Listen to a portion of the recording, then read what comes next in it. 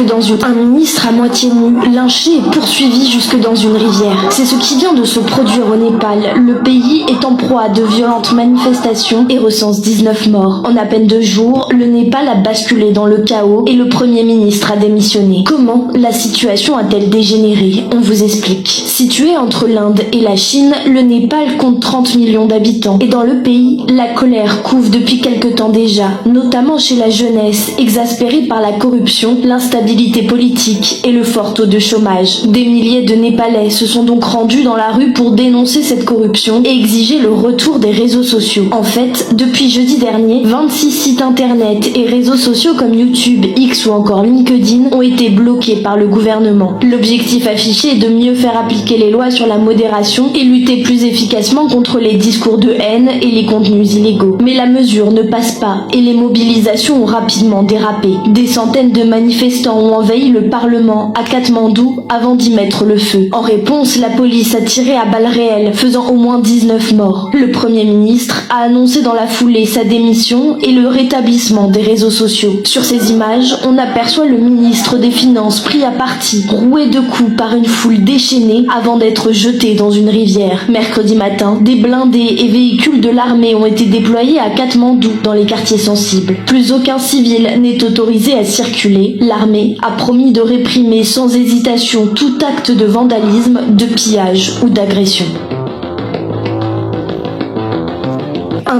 Waouh! Waouh!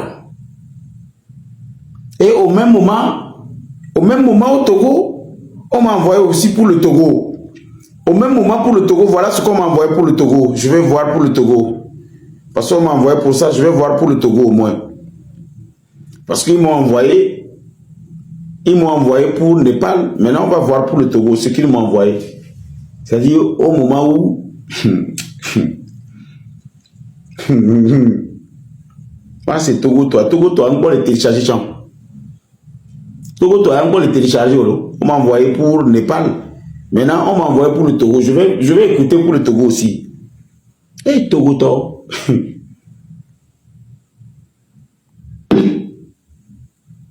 La connexion bug pour le Togo.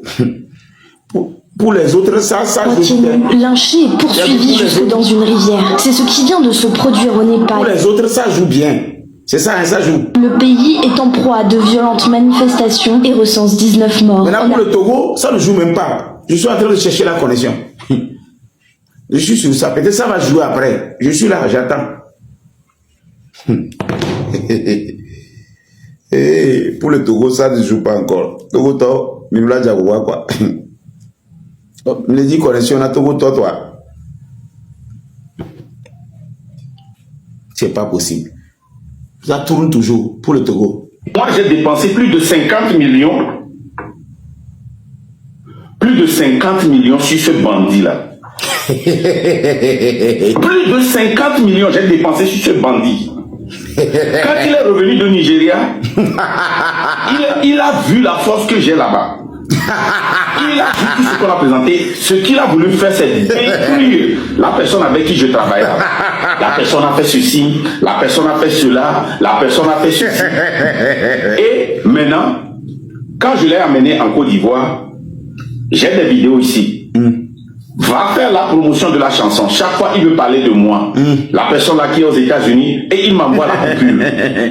Que lui veut m'élever en Côte d'Ivoire pour que je devienne quoi.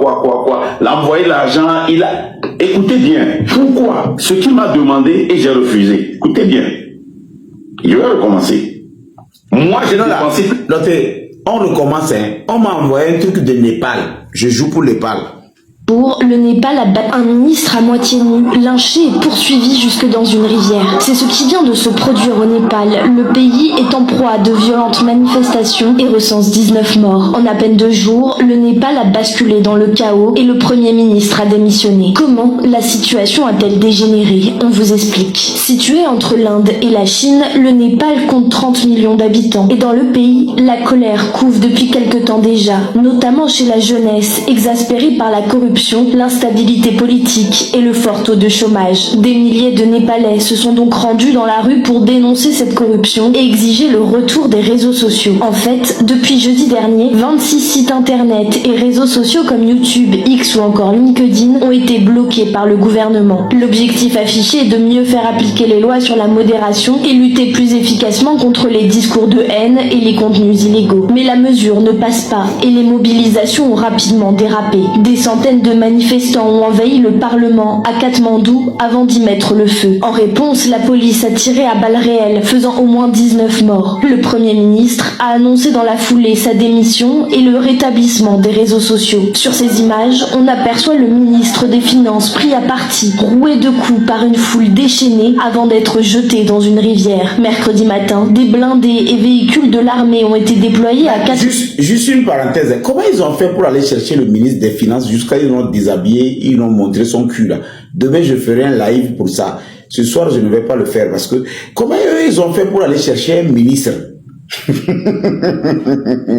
La partie là, et ça, hola, à la vie, soirée, mima pas au débat quoi, et soirée, et sont mis là au débat. Les corps, caca, au mec pour le ministre des Finances, et sont mis là au débat. Il y a une réponse qui est au sort d'un Togo Thomas. Les quartiers sensibles. Plus aucun civil n'est autorisé à circuler. L'armée a promis de réprimer sans hésitation tout acte de vandalisme, de pillage ou d'agression. Mais la marque c'est Togo toi. Moi j'ai dépensé plus de 50 millions. Plus de 50 millions sur ce bandit là. Demain je vais faire un live. Ça c'est un beau live. Plus de 50 millions j'ai dépensé sur ce bandit. Quand il est revenu de Nigeria, il a vu la force que j'ai là-bas.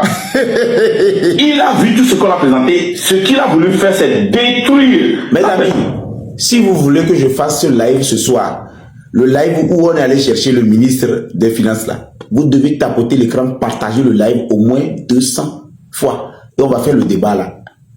Je ne comprends pas. Comment ils ont fait pour aller chercher un ministre des Finances et ils l'ont déshabillé? C'est-à-dire, je suis en train d'imaginer, si vous voulez qu'on fasse ce débat et vous voulez vous prononcer, vous voulez débattre sur ça, si vous voulez débattre sur ça ce soir, vous avez intérêt à partager 200 fois le live, tapoter l'écran, inviter les gens. Je veux bien comprendre comment les gens sont partis, comment ils ont pu, parce que ça, je ne peux pas faire un débat comme ça avec 200 personnes. Non.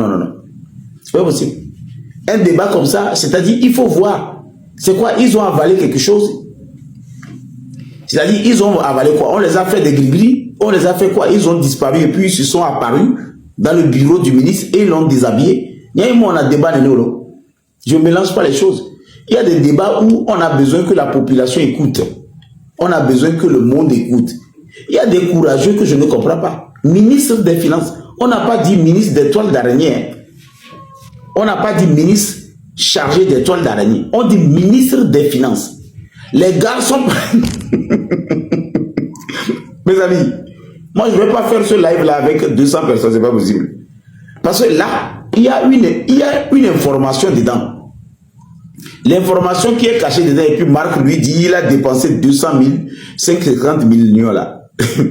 Un ministre des Finances qu'on s'envoie regarder, dit qu'à le déshabiller. Non. On va pas faire ce live. Je peux faire le live là demain matin, comme je peux le faire l'après-midi.